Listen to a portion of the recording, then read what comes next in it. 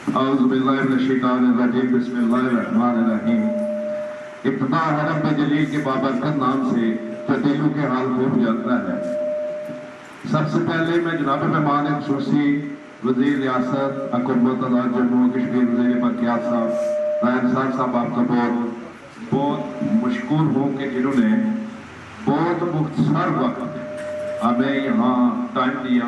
इस टाइम के लिए मैं अपनी जानब से और तहसील बाग के जुमला मेहमान की जानब से आपका शुक्रिया अदा करता हूँ।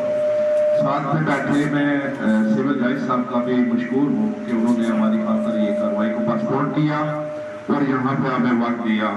बातों बातों में शायद जनरल सेक्रेटरी साहब थोड़े से दूर निकल गए।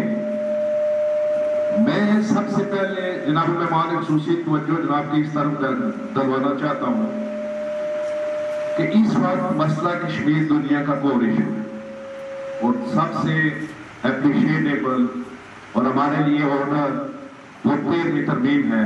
और ये 13वीं तरमीम आपकी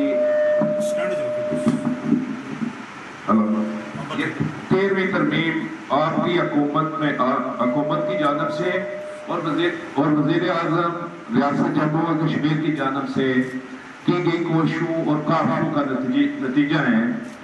और ये 13वीं तरमीम कश्मीरी कौम के लिए और हम सब लोगों के लिए ये बहुत बड़ा एहसान है अजीम बासियत ला तलबिलम।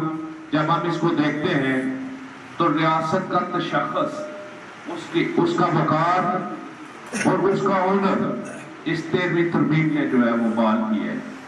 और मैं दिल की अथाह गहराइयों से शुक्रिया अदा करता हूँ इस कैबिनेट का। और बिलखसूस मैं ये पैगाम देना चाहता हूँ इस फोरम से कि ये 14वीं तरमीम जैसे जो मसौदे जो नुक्ते या जिसको अफसाने या परवाने आप कह सकते हैं, ऐसी किसी चीज को ना तो वो खुदा कभी बर्दाश्त करेंगे और ना बासियत कश्मीरी हम इस पर कभी समझौता करेंगे। और सबसे बढ़कर ये कि जनाब वज़ीर साहब मैं ये इस फोरम के साथी से ये भी कहना चाहता हूँ कि कभी भी कश्मीर के रियासती तशख़्ख़ुस पर कोई आंच आई तो ये वो बुला बरादरी हर हुकूमत के जो मेरिट की बात करेगी, जो रूल ऑफ लॉ की बात करेगी, जो सुपरमेसी ऑफ लॉ की बात करेगी, उसके साथ ये तहसील बाग खड़ोता शाना बशाना खड़ी होगी। और दूसरा जनाब मेहमान खुसूसी ये तकरीबात चूंकि एक रस्म के तौर पर यहाँ पे बनाई जाती है, लेकिन मेरा तकरीबात जो आज की ये तकरीब है इसका मतलब या मकसद सिर्फ कोई फंड रेजिंग नहीं है, बल्कि जनाब वाला आप तो यहाँ के हमारे बहुत पुराने पार्लियामेंटेरियन हैं। और सबसे बड़ी और आजाद की बात हमारे लिए ये है कि आप हम ही में से आप हमारा हिस्सा हैं।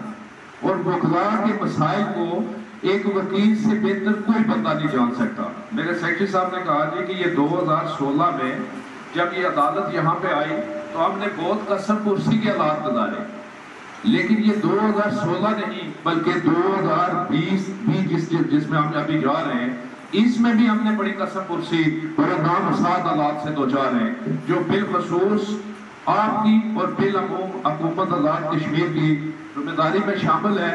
आपको इस तरफ बुनियादी तौर पर प्राइमरी तौर पर तवज्जो देनी चाहिए। सबसे बड़ा मसला जो इस वक्त हमको खुदा को यहाँ तहसील बाग खुरेटा में दरपेश है वो दो बड़े आम मसाइल हैं जिसकी तरफ मैं जनाब की खुसूसी तवज्जो चाहता हूँ इस एतबार से कि जनाब वाला हमारे लीडर भी हैं, हमारा अवामी मंडेट भी जनाब वाला के पास है और जनाब वाला इस वक्त बरसर इक़्तिदार भी हैं। अवलन इस वक्त जनाब इसको इस बात के तराजुम में देखते हैं कि सिविल जज खुरेटा साहब के पास इस वक्त 1800 से ज़ायद केसेस पेंडिंग और 1800 केसेस जो इस वक्त हमारे जुडिशल अफसरान को जिसका फेस करना पड़ता है, जिसमें फौजदारी, दीवानी और फैमिली मैटर रजिस्ट्रेशन, उसके अलावा कंट्रोलर के अख्तियारात भी हैं। तो इस एतबार से हमारी जुडिशल पॉलिसी भी है आज़ाद कश्मीर की हमारी जुडिशल पॉलिसी का हिस्सा है कि ये 500 के ऊपर एक जो है वो जज होता है। यहाँ पे हमारा जो जुडिशल अफसर है اس کے پاس ایک دن کی جو پیشی ہے وہ تقریباً 100 سے زائد بنتی ہے. اگر وہ 5 منٹ ایک مثل کو دیتا ہے تو وہ 5 منٹ کے اعتبار سے اس کی ساری توانائی پورا دن صرف فرد کام لکھنے میں گزر جاتا ہے. یہاں پہ کسی کو اس معیار کا یا اس رفتار سے انصاف ملنا بڑا محال اور بڑا مشکل ہے. بنیادی طور پر سیاسی جماعتوں کی، جناب والا کی، اس وقت کی تمام پولیٹیکل پارٹیز کا جو ایجنڈا تھا وہ یہ تھا کہ سائلان کو، جو لیٹیگنٹس ہیں، ان کو یہاں پہ انصاف کی فراہمی جلدی ممکن. تو اس وقت جو ہمیں مسائل درپیش ہے وہ اس اعتبار سے تو جو انصاف ملنا تو دور کی بات، انصاف میں جتنی تاخیر ہو رہی ہے اس کا ہم سطح باب نہیں کر سکتے. اور میں اس کا قطعی طور پر جوڈیشل افسران کو یا جوڈیشل ممبران کو میں اس کا ذمہ دار قرار نہیں دے سکتا، چونکہ ان کے پاس ٹائم کی قلت اور روزانہ کی پیشی ہے. وہ اپنی برسات کے مطابق اپنی تبدو کرتے ہیں، اپنا کام بڑی دیانتداری سے، بڑی ایمانداری سے کرتے ہیں، لیکن یہ ان کے بس کی بات نہیں. اور جوڈیشل پالیسی کے تناظر میں اور حکومت وقت کے تقاضوں میں یہ جناب ہماری پہلی پرائرٹی ہونی چاہیے جناب والا کی کہ ہمیں ایک سول جج ایڈیشنل کے طور پہ یہاں پہ دیے جائے، کیونکہ ہمیں 2 مسائل کا سامنا ہے یہاں.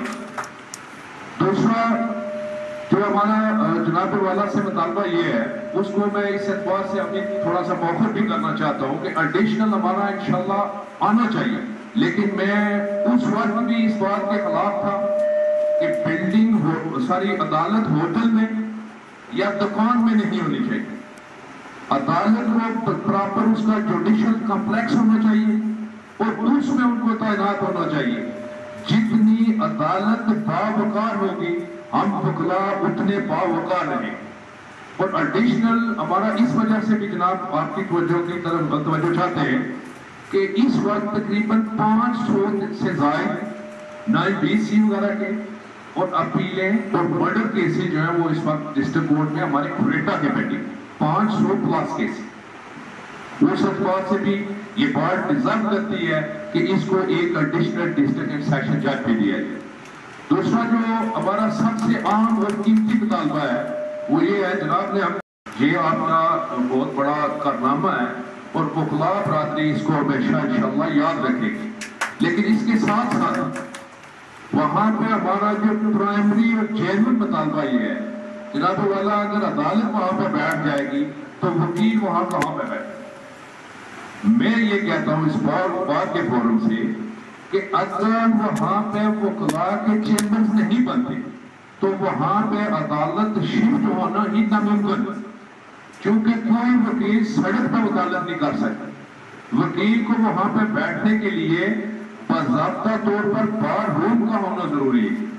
میں جناب والا کی توجہ اس طرف بھی چاہوں گا کہ یہ جو ہمارے 2 مطالبات ہیں، ہمیں شاید میرے کچھ بار بعد میں اس بات پہ بھی اعتراض کریں، ہمیں فنڈنگ سے زیادہ، ہمیں پیسے سے زیادہ جو ہمارے یہ 2 مطالبات ہیں یہ ہمیں پریفریبل ہیں، ہماری ترجیحات ہیں، ہماری بنیادی ضرورت.